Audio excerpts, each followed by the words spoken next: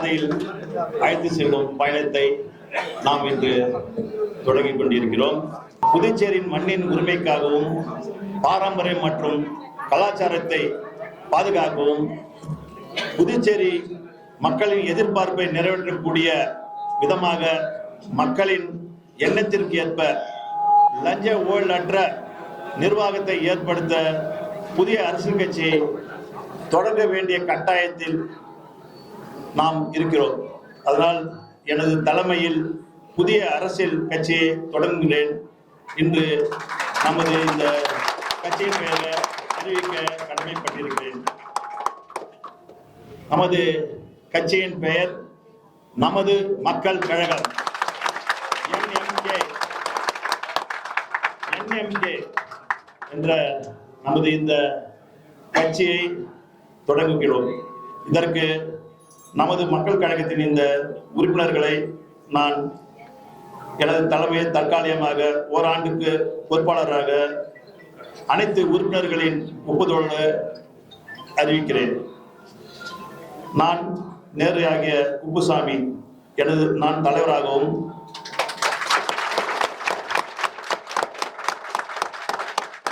திரு B Sitharaman அவர்கள் துணைத் தலைவராகவும், திரு இ விநாயகம் அவர்கள் பொதுச் செயலராகவும்,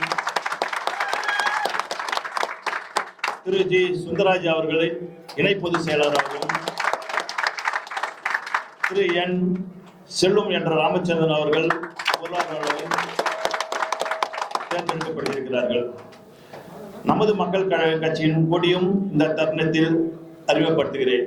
நமது கொடியை பற்றி சொல்ல வேண்டும்னா, கொடியின் மேல்புறம் கீழ்ப்புறமும் சிவப்பு வண்ணம் இடம்பெறுகிறது. அதன் நடுவில் வெள்ளை வண்ணம் இடம்பெறுகிறது. அதன் மையப்பகுதியில் மஞ்சள் வண்ணத்தில் வட்ட வடிவமான ஒரு அமைப்பு இடம்பெறுகிறது. அந்த வட்டத்தின் உள்ளே புதுச்சேரி கலாச்சாரத்தையும் இந்த இரு கரங்களால் தாங்கி பிடிக்கக்கூடிய விதமாக கிரீடத்துடன் கூடிய புதுச்சேரியின் பாரம்பரிய கட்டிடத்தின் ஓவியம் நீல வண்ணத்தில் இடம்பெற்றிருக்கிறது. அந்த கட்டிட ஓவியத்தில் 30 நீல வண்ண கற்கள் பொறுக்கப்பட்டிருக்கிறது. அந்த 30 கற்களுக்கு எதுக்குன்னாக்கா புதுச்சேரியில் உள்ள 30 தொகுதியை குறிப்பதாக அமையப்பெற்றிருக்கிறது. இந்த ஓவியத்தை சுற்றி 5 நட்சத்திரங்கள் நீல வண்ணத்தில் இடம்பெறுகிறது. இந்த 5 நட்சத்திரம் 5 பிரதான நமது கொள்கைகளை பறைசாற்றக்கூடிய விதமாக இருக்கும். அதாவது முதல் நட்சத்திரம் மண்ணின் உரிமைக்காக மத்திய அரசிடம் தனி மாநில அந்தஸ்து பெறுவதை குறிப்பதாகும். இரண்டாவது நட்சத்திரம் கூட்டாட்சி தத்துவத்தை குறிப்பதாகும். ஏன்னு கேட்டீங்கன்னா, இப்ப மத்திய அரசுல இருந்து நியமன எம்எல்ஏ எல்லாம் போடுறாங்க. கூட்டாட்சி தத்துவத்துக்கே வாய்ப்பு இல்லாத திணிக்கிறாங்க. ஒரு கட்சி அங்க ஆட்சியில் இருக்கிறதுனாக்கா அந்த ஆட்சியினுடைய யாரு அந்த பிரதிநிதிகளை மட்டும்தான், அந்த கட்சிக்காரர்களை தான் சட்டமன்றத்துல நியமன எம்எல்ஏ சொல்றாங்க. அதனால கூட்டாட்சி தத்துவத்தை கடைபிடிக்கணும்னு சொல்லிட்டு இந்த ஒரு நமது கொள்கையை அறிவிக்கிறோம்.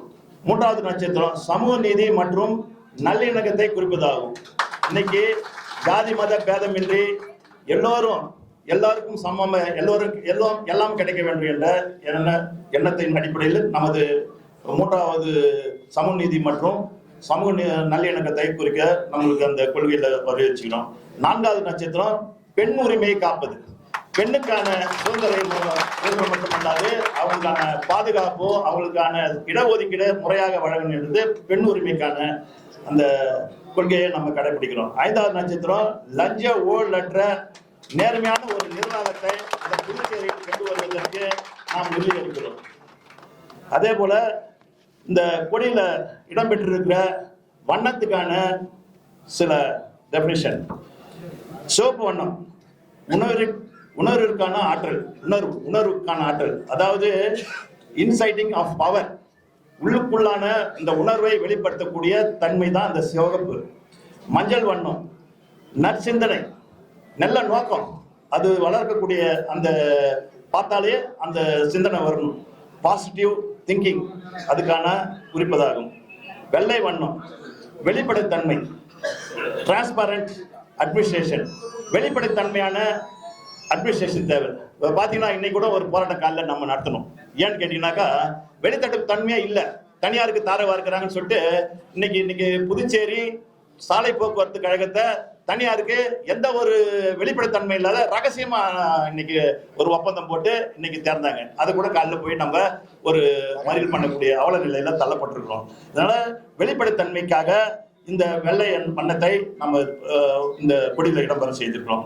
நீல வண்ணம் சமத்துவம், ஈக்குவாலிட்டி, சமத்துவம், சம உரிமை, எல்லாரும் சமமா போற்றப்பட வேண்டிய இந்த வண்ணம் குறிக்கிறது. அதை நம்ம கொடியில இடம்பெற செஞ்சிருக்கிறோம். அதே நேரத்தில் நம்ம கட்சியின் கொள்கை, கோட்பாடுகள் மற்றும் குறிக்கோள் பற்றி நம்ம பேசி ஆகணும். புதுச்சேரிக்கு தனி மாநில அந்தஸ்து, புதுச்சேரிக்கு முழுமையான தனி மாநில அந்தஸ்து மத்திய அரசு வழங்கப்பட வேண்டும் என்ற நீண்ட நாள் கோரிக்கை இந்த கட்சியை வலியுறுத்தி முன்னெடுப்புகளை மேற்கொள்ளும். அதன்படி புதுச்சேரி மாநில நிர்வாகம், சட்டம் மற்றும் நிதி விவகாரங்களில் முழு சுயாட்சியை பெற்று மக்களின் நலனுக்காக மக்களால் தேர்ந்தெடுக்கப்பட்ட அரசுக்கு சுயமாக முடிவெடுக்கும் அதிகாரம் வழங்கும் விதமாக தனி மாநில அந்தஸ்து பெற்று தீர்வது என்றது நமது முதல் குறிக்கோளாக இருக்கிறது. மக்கள் நலனும் சமூக முன்னேற்றமும், அனைத்து மக்களின் வாழ்வாதாரத்தை காக்கும் உயர்தர மருத்துவம், தரமான கல்வி, வேலை வாய்ப்புகளை உருவாக்குதல், நகரம் மற்றும் கிராமப்புறங்கள் சமநிலையான வளர்ச்சி அடைதல், சமத்துவமான மற்றும் வளமான சமூகத்தை உருவாக்க கட்சி உறுதியுடன் செயல்படுத்தும். பாரம்பரியமும் கலாச்சார அடையாளமும் பாதுகாக்க வேண்டும்.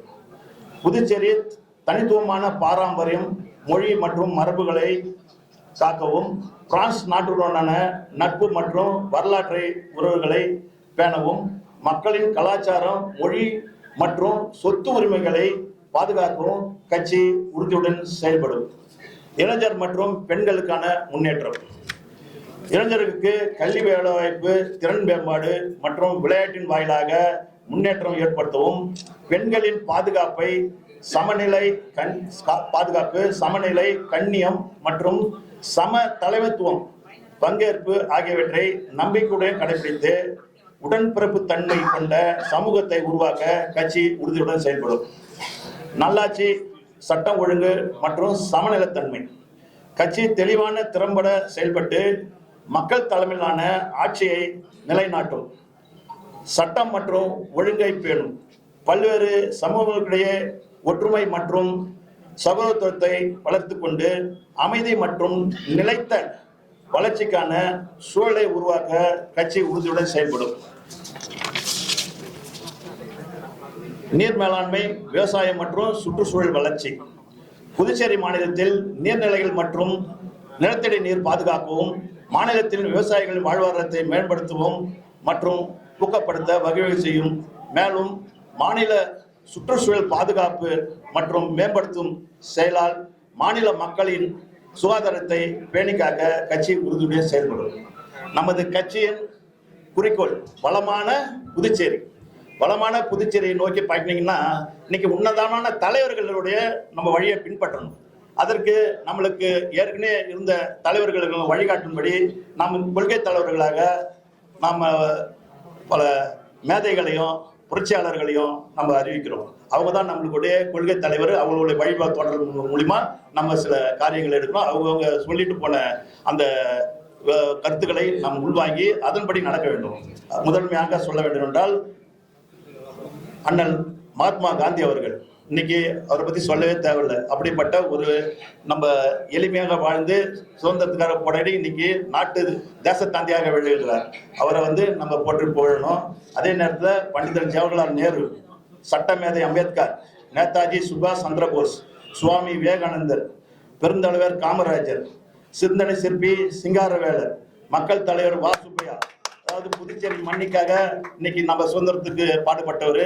அதே நேரத்தில் நம்ம இன்னைக்கு 8 மணி நேரம் இன்னைக்கு மக்களுக்கு வேலை இருக்கணும், மற்ற நேரத்தில் அவங்களுக்கு ஓய்வு இருக்கணும், 8 மணி நேரம் அவங்க தூங்கணும் அப்படின்ற ஒரு உன்னதமான நோக்கத்தை நிறைவேற்றி உலகுக்கு எடுத்துக்காட்ட வாழ்ந்தவர் வாசுபையா அவர்கள்.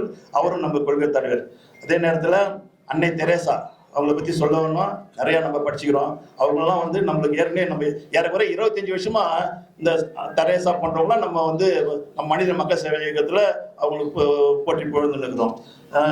ஏவுகணை நாயகன் ஏபிஜே அப்துல் கலாம் அவரை பற்றினா நம்ம எல்லோருக்கும் தெரிஞ்சாகணும். அப்படிப்பட்ட உன்னத தலைவர்களை நம்ம சொல்லலாம். அதே நேரத்தில் புரட்சி தலைவர் எம்ஜிஆர் அவருடைய அரசியல் வாழ்க்கையை பற்றியும் அவருடைய வல்லத்தன்மையை பற்றியும் தெரியும். அப்படி இருக்கிற இந்த நம்மளுடைய கொள்கை தலைவர்களை இந்த நேரத்தில் நம்ம பெருமைப்படுத்துறதுக்கு கடமைப்பட்டு இருக்கிறோம். ஆகிய அவர்களுடைய வழியில் புதுச்சேரி முன்னேற்றக்கான புதிய பாதையில் மக்களை அழைத்து செல்லும் பயணத்தை நமது மக்கள் கழகம் இன்றிலிருந்து தொடங்குகிறது என்பதை உங்கள் வாயிலாக தெரிவித்துக் கொள்கிறேன். நன்றி, வணக்கம். இந்த அதே நேரத்தில் இன்னைக்கு பாண்டிச்சேரியில் இருக்கிற 30 தொகுதியிலையும் நம்ம வந்து உறுப்பினர் சேர்க்கையும் அதே நேரத்தில் ஆதரவாளர்களையும் நம்ம முன்னெடுக்க போகிறோம். அதனால இந்த வாய்ப்பை எனக்கு வழங்க உங்களுக்கு என்னோட ஆதரவாக இருந்து செயல்படக்கூடிய அனைத்து நல்வுள்ளவங்களுக்கும் எனக்கு நன்றி வாழ்த்து தெரிவிக்கிறேன். அண்ணன் அவர்கள் எனக்கு இந்த கட்சிக்கான வாழ்த்துறை வழங்குவார் என்று இதன் மூலம் தெரிவிக்கிறேன். நன்றி. எங்கள் வாழ்வும் எங்கள் வளமும் மங்காத தமிழென்று சங்கே முழங்கு என்று சூளுரைத்த எம் மண்ணின் மைந்தன் புரட்சி கவிஞர் பாரதிதாசனை நினைவு கூர்ந்து இன்று புதுவை மண்ணை காப்பாற்றுவதற்காக ஆரம்பிக்கப்பட்டுள்ள நமது மக்கள் கழக விழாவின் நாயகர் சட்டமன்ற உறுப்பினர் எனது அன்பிற்கும் பாசத்திற்கும் உரிய திரு நேரு அவர்களே மற்றும் இந்த நிகழ்ச்சியில் கலந்து கொண்டிருக்கக்கூடிய இந்த கட்சியினுடைய துணைத் தலைவராக இருக்கக்கூடிய திரு பி சீதாராமன் அவர்களே, பொதுச் செயலாளர் திரு இ விநாயகம் அவர்களே, இணை பொதுச் செயலாளர் திரு ஜி சுந்தரராஜ் அவர்களே, பொருளாளர் திரு என் செல்வம் அவர்களே மற்றும் ஆர்வத்தோடும் உணர்வோடும் எழுச்சியோடும் இங்கு கலந்து கொண்டிருக்கக்கூடிய புதுவை வாழ் பெருமக்களே, இளைஞர்களே, தாய்மார்களே, உங்கள் அனைவருக்கும் எனது நன்றி கலந்த வணக்கத்தை தெரிவித்துக் கொள்கின்றேன். இன்றைய தினம் இங்கே ஒரு சரித்திரபூர்வமான நிகழ்வு நடந்து கொண்டிருக்கிறது. 27/10/2025 புதுச்சேரியின் சரித்திரத்திலே பொறிக்கப்பட வேண்டிய நாள் என்று சொன்னால் அது இருவேறு கருத்துக்கள் இருக்க முடியாது. இன்றைய தினம் இந்த இயக்கத்தை, நமது மக்கள் கழகம் என்ற அரசியல் இயக்கத்தை உருவாக்கி மக்களுக்கான எல்லா நலத்திட்டங்களையும் நாம் செய்ய வேண்டும் என்ற உள்ளடக்கிய எண்ணத்தை கொண்டு இன்றைக்கு திரு நேரு அவர்கள் இந்த கழகத்தை வெகு சிறப்பாக விமர்சையாக நடத்தி கொண்டிருக்கிறார். அவருக்கு என் சார்பாகவும் உங்கள் சார்பாகவும் புதுச்சேரி மக்களின் சார்பாகவும் அவருக்கு உளம் கனிந்த வாழ்த்துக்களை தெரிவித்துக் கொள்கின்றேன். நமது மக்கள் கழகம் ஏன் என்பதற்கான காரணத்தை திரு நேரு அவர்கள் மிக ரத்தின சுருக்கமாக எடுத்து கூறியிருக்கிறார். அவர் கூறிய நோக்கம்தான் இந்தியாவின் நோக்கம், புதுச்சேரியின் நோக்கம் மட்டுமல்ல, இந்தியாவின் நோக்கம். மகாத்மா காந்தி அவர்களும் ஜவஹர்லால் நேரு அவர்களும் அந்த இயக்கத்தை ஆரம்பிக்கும் பொழுது என்னென்ன கொள்கைகளை இந்த நாடு பின்பற்ற வேண்டும் என்று சொன்னார்களோ அதே கொள்கைகளை உள்வாங்கி இன்றைக்கு நேரு அவர்கள் புதுச்சேரியையும் வழிநடத்த வேண்டும் என்ற ஒரு கோட்பாடோடு இந்த கழகத்தை ஆரம்பித்திருக்கிறார். அவருக்கு மீண்டும் எனது வாழ்த்துக்களை தெரிவித்துக் கொள்கின்றேன். இந்த கழகம் 30 தொகுதிகளிலும் பரவி வருகின்ற சட்டமன்ற தேர்தலிலே நல்ல முறையில் வெற்றி பெற்று ஒரு நல்லாட்சியை உருவாக்கி இங்கே நமக்கு நல்வாழ்வை வழங்க வேண்டும் என்று நான் விரும்புகின்றேன். இன்றைக்கு இப்படிப்பட்ட கட்சிக்கு என்ன தேவை என்பதை நீங்கள் சிறிது சிந்தித்து பார்த்தால் இப்படிப்பட்ட ஒரு கட்சி இன்றைக்கு அவசியம் தேவை என்பதை நீங்கள் உணர்ந்து கொள்வீர்கள். புதுச்சேரியிலே இன்றைக்கு என்ன நடந்து கொண்டிருக்கிறது? புதுச்சேரியிலே நடக்கக்கூடிய ஆட்சி இன்றைக்கு மக்களுக்கான ஆட்சியா அல்லது வெளி மாநிலத்திலிருந்து வந்திருப்பவர்களுக்கு வாழ்வுரிமையை அளிக்கக்கூடிய ஒரு கட்சியா என்பதை நீங்கள் பார்க்க வேண்டும். பேருக்கு நமது மக்கள் இன்றைக்கு முதலமைச்சராகவோ மற்றவர்களாகவோ இருக்கிறார்களே தவிர இந்த மண்ணின் உரிமைகள் மீறப்படுவதையும் இந்த மண்ணின் மக்களை சுரண்டப்படுவதையும் பார்த்து வேடிக்கை பார்த்து கொண்டுதான் இருக்கிறார்கள் தவிர அவர்களை வாழ வைப்பதாக இல்லை. இன்றைக்கு இருக்கக்கூடிய முதலமைச்சர் 15 ஆண்டுகளுக்கு முன்பு கட்சியை ஆரம்பித்த போது சொன்னார், எனது கட்சியினுடைய உயிர் குறிக்கோள் என்னவென்று சொன்னால் மாநில அந்தஸ்து பெறுவது என்று. ஆனால் இந்த 15 ஆண்டுகளாக நாம் அவரை கேட்க வேண்டிய ஒரு கேள்வி என்னவென்று சொன்னால், இந்த 15 ஆண்டுகளில் என்றைக்காவது ஒரு நாள் அவர் இந்திய நாட்டினுடைய பிரதமரையோ அல்லது ஜனாதிபதியையோ அல்லது உள்துறை அமைச்சரையோ சந்தித்து, ஐயா நாங்கள் யூனியன் பிரதேசமாக இருப்பதால் எங்களுக்கு தடங்கள் வருகின்றன, எங்களால் வளர்ச்சியை கொண்டு வர முடியவில்லை, எங்களுக்கு பிரச்சனைகள் இருக்கிறது, எங்களுக்கு நீங்கள் மாநில அந்தஸ்து கொடுங்கள் என்று என்றைக்காவது ஒரு நாள் அவர் இதுவரை சந்தித்து பேசியிருக்கிறார் என்றால் இல்லை. ஆனால் திரு நேரு அவர்கள் முதலமைச்சராக இல்லை, ஒரு சட்டமன்ற உறுப்பினர் என்ற முறையிலே இந்த மாநில மக்களினுடைய உணர்வுகளை பிரதிபலிக்க பலிக்கும் வகையில் 1 லட்சம் மக்களிடம் கையெழுத்தை வாங்கி இன்றைக்கு இந்திய அரசு புதுச்சேரியில் இருக்கக்கூடிய எந்த அரசியல் கட்சியாவது செய்திருக்கிறதா? ஒரு சுயேட்சை வேட்பாளராக சட்டமன்ற உறுப்பினராக இருக்கக்கூடிய சகோதரர் நேரு அவர்கள் 1 லட்சம் மக்களிடம் கையெழுத்து வாங்கி சைக்கிள் பேரணி நடத்தி, 2 சக்கர வாகன பேரணி நடத்தி, பாத யாத்திரை நடத்தி மக்களிடையே உணர்வை ஏற்படுத்தி இங்கே மாநில அந்தஸ்து பெற்றுத்தர வேண்டும் என்று கூறியதோடு மட்டுமல்லாமல் அவர் டெல்லிக்கு சென்று 300-400 ஆர்வமுள்ள இளைஞர்களையும் சமூக பொதுநல அமைப்புகளோடு சேர்ந்து டெல்லியில் புதுச்சேரிக்கு மாநில அந்தஸ்து வேண்டும் என்று பாரத பிரதமருடைய கவனத்தையும் உள்துறை அமைச்சருடைய கவனத்தையும் ஈர்க்கும் வகையிலே ஒரு நடவடிக்கை எடுத்தாரு. இப்படிப்பட்ட ஒரு நடவடிக்கையை இங்கு புதுச்சேரியில் இருக்கக்கூடிய நாராயணசாமியோ ரங்கசாமியோ அல்லது வேறு எந்த அமைச்சரோ இதை பற்றி எடுத்திருக்கிறார் என்றால் இல்லை. இன்றைக்கு அவர் கட்சியை ஆரம்பிக்கும் போதும் தன்னுடைய முதல் கொள்கையாக முதன்மை நோக்கமாக மாநில அந்தஸ்து பெறுவது என்றுதான் சொல்கின்றார். ஒருவேளை ஆண்டவனுடைய கிருபையினால் 2026 அவர் முதலமைச்சராக ஆகும் பட்சத்தில் அவருடைய முதல் கோரிக்கை மாநில அந்தஸ்து கோரிக்கையாக இருக்கும். அதை பெற்றுத் தருவதற்கு என்னை போன்ற அறிஞர்கள் அவர் பின்னால் எப்பொழுதும் இருப்போம் என்பதை. ஆகவே என்ன நடக்கும் என்பதை நினைத்து அது போன்ற காரியங்களையும் கொள்கைகளையும் இன்றைக்கு அவர் கொடுத்திருக்கிறார். மக்களுக்காக உண்மையாக பாடுபடுகிறார். அவர் தொகுதி மட்டுமல்ல, எந்த தொகுதி பிரச்சனையாக இருந்தாலும் அதை எடுத்துக்கொண்டு அதற்காக முதல் குரல் கொடுப்பவர் இன்றைக்கு அவர்தான்.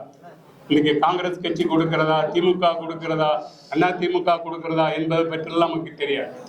ஆனால் அங்கே குரல் கொடுக்கக்கூடிய ஒரு நபராக திரு நேரு அவர்கள் இருக்கிறார் என்பதுதான் உண்மை.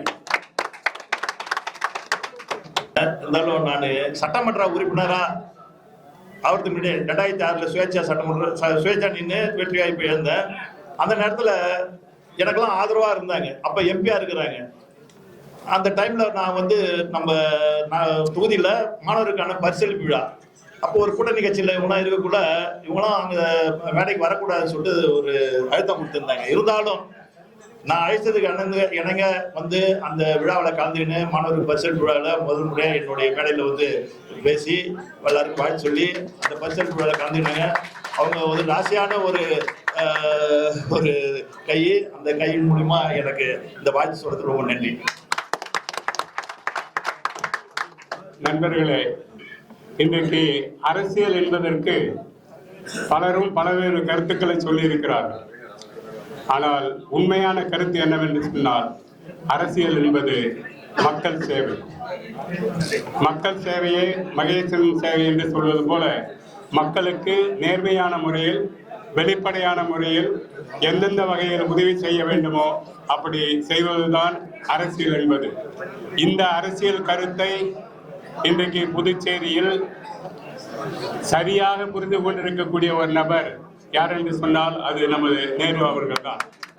எப்படி மகாத்மா காந்தி அவர்கள் சொன்னாரோ, ஜவஹர்லால் நேரு அவர்கள் சொன்னாரோ, ஜவஹர்லால் நேரு அவர்கள் முதல் பிரதமராகி அந்த செங்கோட்டையிலே முதலாக கொடியேற்ற செல்கிறார்.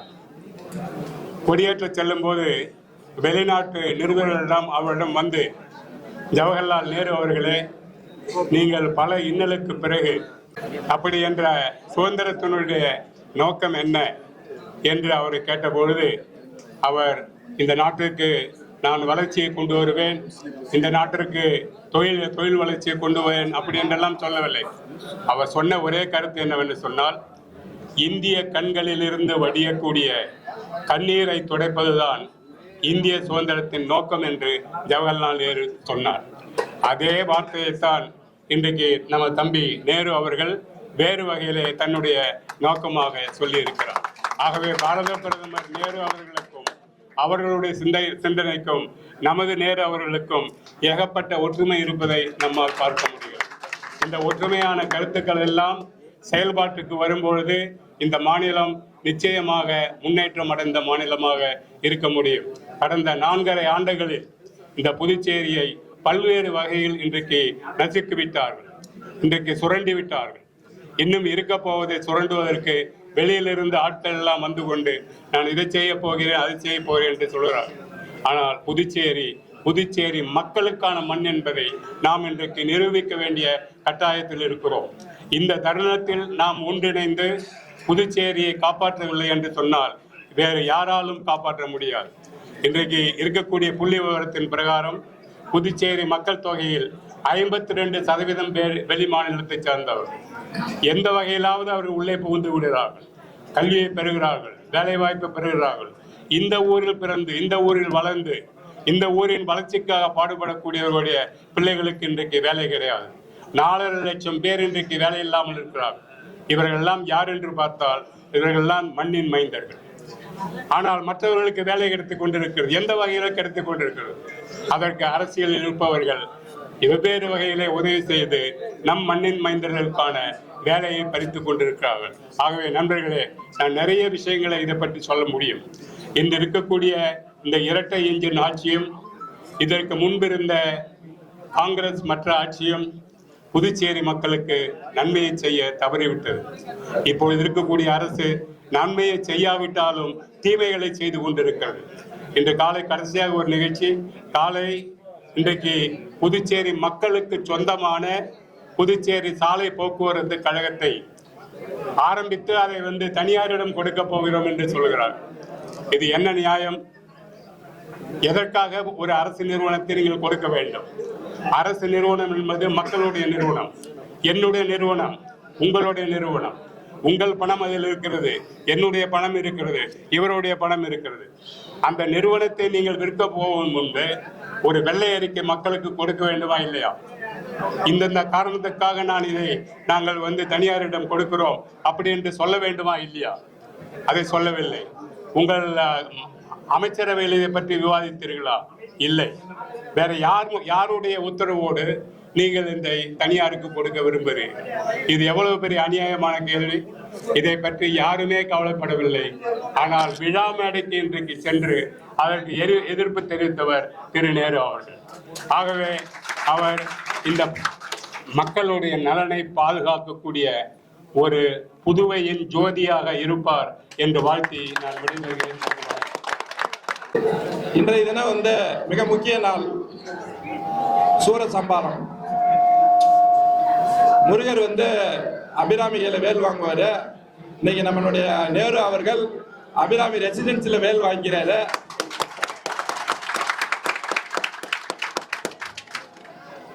அதாவது நான் தொடர்ந்து நிறைய பேர் நாங்களாம் ஆதரவு தரோம். 3வது அணி புதுச்சேரியில் ஆட்சி அமைக்கும், அதில் ஒன்றும் மாற்று கருத்து கிடையாது. ஆனா எந்த 3வது அணி நிறைய பேர் குழப்பம் இருக்கும். இந்த எல்லாரும் ஒன்னா ஆகிறாங்க. இப்ப நான் அவருடைய இயக்கத்தை ஆதரிக்கிறேன், பகிரங்கமா ஆதரிக்கிறேன். நாளைக்கு கூட்டணியோட போகலாம். நான் எந்த இயக்கத்துல வரப்போறேன்றது அவருக்கும் தெரியும். பலமான ஒரு இயக்கமா இருக்கும். அசானா அவர்கள் வந்துக்கிறாங்க, அவங்களுக்கு வந்து காரைக்கால் சார்பா இந்த இயக்கத்தை வாழ்த்தத்துக்கு வந்துக்கிறாங்க. அவங்களுக்கு வந்து ஒரு மிகப்பெரிய பாராட்டு. ஒரு பாமகன்ற ஒரு கட்சியில ராமதாஸுக்கு ஒரு மிகப்பெரிய, அந்த ராமதாஸுக்கு இந்த ராமதாஸ் ஒரு மிகப்பெரிய ஆலோசனை மட்டும் கிடையாது. பொருளாதாரத்தில் இன்னைக்கு இந்தியாவில் ஒரு கவர்மெண்ட்டுக்கு எது தேவையோ அதை வந்து மன்மோகன் சிங் ஆட்சியில் முறையாக கொடுத்தவர். பாண்டிச்சேரியினுடைய பேரகாமந்தம் பண்ணவர். எம்பி எப்படி இருக்கணும்னு வழிகாட்டினவர் எம்பி வந்து ராமதாஸ் அவர்களுக்கு உங்கள் சார்பாக ஒரு மிகப்பெரிய பாராட்டு. இன்னைக்கு நேரு அவர் பின்னாடி பாண்டிச்சேரியில் இருக்கிற ஒட்டுமொத்த அமைப்பு இருக்குது. காலையில் கூட போராட்டம் பண்ணாங்க. ஒரே நோக்கம், அவங்களுடைய நோக்கம், அத்தனை அமைப்பினுடைய நோக்கம் என்னன்னா பாண்டிச்சேரி விற்பனைக்கு அல்ல. யாரோ நிறைய பேர் இங்க வராங்க, அவங்க பின்னாடி நிறைய பேர் போறாங்க. உங்களெல்லாம் எல்லாரும் தெரியும். நாளைக்கு பாகிஸ்தான்ல இருந்து ஒரு தீவிரவாதி எனக்கு 500 கோடி கொடுத்து மறைமுகமா ஒரு 20 எம்எல்ஏ உருவாக்குங்க, பாண்டிச்சேரியில நான் தீவிரவாத களமாக்கும்னா எல்லாம் வந்துருவாங்களா? பாண்டிச்சேரி ஆள்றதுக்கு பாண்டிச்சேரியில இருக்கிறவங்களுக்கு தான் இருக்குது. நம்ம என்ன பாண்டிச்சேரியில இருக்கிறவங்க மானம் கட்டவங்களா? நம்ம ஃபுல்லா பாண்டிச்சேரியில் இருக்கிறவங்க எம்எல்ஏ ஆவாங்க, பாண்டிச்சேரியில் இருக்கிறவங்க முதலமைச்சர் ஆவாங்க, யார் வேணா ஆவாங்க. அது வந்து பிரச்சனை கிடையாது. வெளியிலேருந்து ஆகிறதுக்கு பாண்டிச்சேரி ஒன்றும் விற்பனைக்கு அல்ல என்பது தான் இந்த கூட்டத்தினுடைய மிகப்பெரிய நோக்கம். அப்புறம் 3வது அணி எப்படி வெற்றி பெறும் அப்படின்னு நிறைய பேருக்கு சொல்லுவோம்.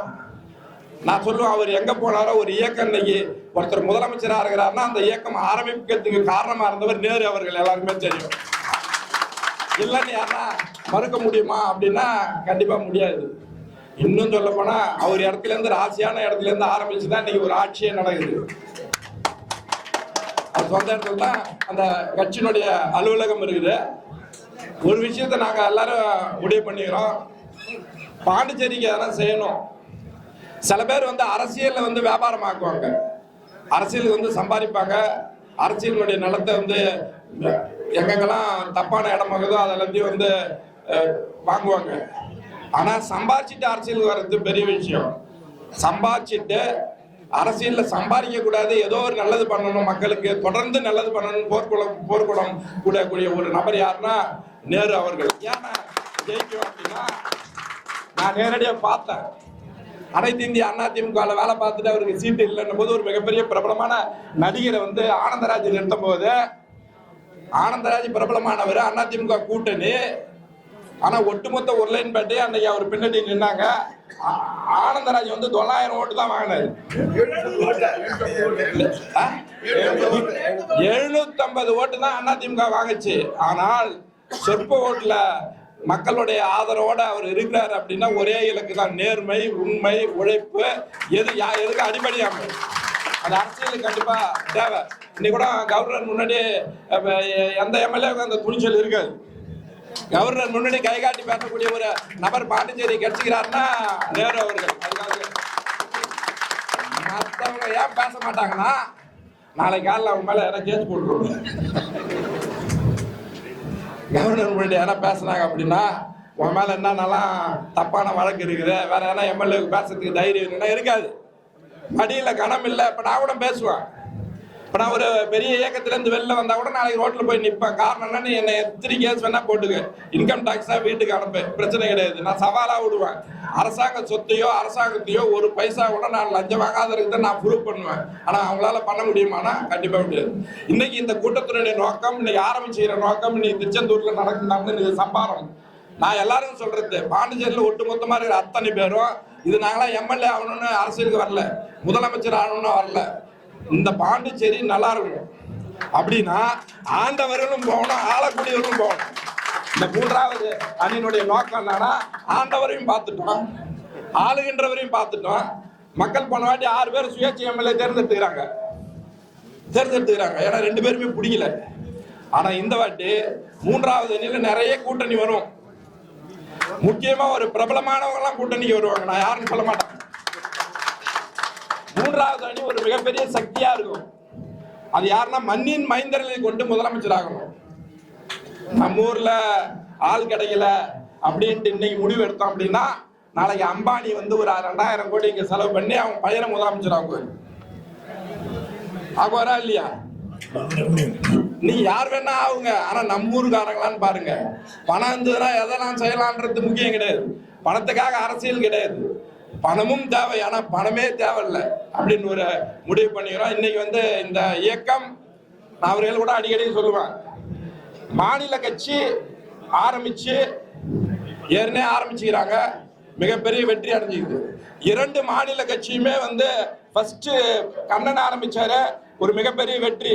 என்ஆர் ஆரம்பிச்சாரு, ஒரு மிகப்பெரிய வெற்றி. அதுக்கு அடுத்தது 3வது ஆரம்பிக்கிறது மாநில கட்சி வந்து நேரு ஆரம்பிக்கிறாரு. அது இன்னைக்கு ஆரம்பிக்கிறாரு. இன்னைக்கு ஆரம்பிக்கக்கூடிய நாங்களாம் வந்துக்கிறோம் தைரியமா. ஏன் தைரியமா வந்துக்கிறேன்னா, நிறைய பேர் கேட்டாங்க, அவர் பின் வாங்கிடுவாரா? பின் வாங்க மாட்டார். ஏன் வாங்க மாட்டார்னா, அவர்கள் நீங்க 100 கோடி கொடுத்தாலும் அவர் இலக்குல கரெக்டா இருப்பார். அது ஒன்றும் மாற்று கருத்து கிடையாது. அந்த நம்பிக்கை எங்களுக்கு இருக்குது. இன்னைக்கு ஆரம்பிக்கிற இயக்கம் தனிநபர் இயக்கம் கிடையாது. நான் அடிக்கடி சொல்லுவேன், ஏன் ஒரு இயக்கம் அழியுது அப்படின்னா, ஒருத்தவங்களே அதை வழி நடத்துறது. இன்னைக்கு நேரு அவர்கள் தலைவராக இருக்கும் அந்த இயக்கத்துக்கு, நாளை எங்க லாஸ்ட் ஒருத்தர் இருக்கிறவர் அந்த இயக்கத்தை வந்து நடத்தலாம். நம்மளுடைய நோக்கம் இந்த மண், நம்மளுடைய மண், இதை ஆளக்கூடியவர்கள் இங்க இருக்கிறவங்க. யாரோ ஒருத்தவனாச்சும் ரோட்ல குரல் கொடுக்கணும். இப்ப யாருமே கிடையாது. ஆளுங்கட்சி எங்க இருக்குது, எதிர்கட்சி எங்க இருக்குது, ரெண்டும் ஒன்னா தான் இருக்கிறாங்க. திமுக இருக்கிற சிவா பஸ் ஸ்டாண்ட்ல ஒரு போராட்டம் நடந்துக்குது, ரோட்டுக்கு வந்தாரா? பாரு ரோட்டுக்கு வந்தாரா? எவ்வளவு தப்பு நடக்குது, ரோட்டுக்கு வந்தாரா? தீபாவளியினுடைய இலவசம் இதுவரையிலும் வழங்கல, இதுவரையிலும் ரேஷன் கார்டுல வழங்கல, அதுக்காக போராட்டம் பண்ணாரா? இங்க நான் திரும்ப திரும்ப சொல்லுவேன், கட்சி தான் வேற, ஆனா எல்லாம் ஒண்ணு. ஆனா இப்ப நாங்களை பொறுத்தவரையிலையும் கட்சி வேற கிடையாது. யாரெல்லாம் தப்பு பண்றாங்களோ அத்தனை பேரும் எதிர்த்து குரல் கொடுக்கக்கூடிய அணியாக 3வது கண். எப்படி சிவனுக்கு வந்து நெற்றிக்கண், 2 கண் வந்து வேலை செய்யாது. 3வது கண் தான் வந்து நெற்றிக்கண் வந்து சாம்பலாக்கும். அந்த மாதிரி 3வது, இப்ப அவர் மட்டும் கிடையாது, நான் தெளிவா சொல்லுவேன், இப்ப இருக்கிறவங்கள நிறைய எம்எல்ஏ எங்க கூட இந்த 3வது அணியில கண்டிப்பா ஜாயின் பண்ணுவாங்க. அது ஒன்றும் மாற்று கருத்தே கிடையாது. நான் திருப்பி சொல்லுவேன், நம்ம நாராயணசாமியை பார்த்தாச்சு, ரங்கசாமியை பார்த்தாச்சு, எல்லாரையும் பார்த்தாச்சு. ஆட்கள் மாறுறாங்க, கொள்கை மாறல. இப்ப நான் கூட என்னுடைய இயக்கத்திலிருந்து வெளில வந்தது காரணம் நான் சொல்லுவேன், காங்கிரஸ் சிந்தனையுடைய பாரதிய ஜனதா கட்சி, பிஜேபி ஆளல. காங்கிரஸ் சிந்தனையுடைய பிஜேபி, காங்கிரஸ்ல இருக்கிறவங்க பிஜேபி, பிஜேபியில் இருக்கிறவங்க மறுபடியும் காங்கிரஸ், காங்கிரஸ் திமுக, திமுக இருந்து அதிமுக. இப்படி கட்சி தான் மாறினே இருக்கிறாங்களே தவிர ஆட்கள் ஒருத்தவங்க தான் இருக்கிறாங்க. அதனால இன்னைக்கு நாங்க முடிவு பண்றது, புதிய இளைஞர்கள் கொண்டு புதிய அரசு, ஊழலே இல்லாத இந்த மாநிலத்துக்காக குரல் கொடுக்கக்கூடிய அரசாக அமையும். அதுக்கு இன்னைக்கு வந்து புள்ளாட்சி போட்டுக்கிறார்.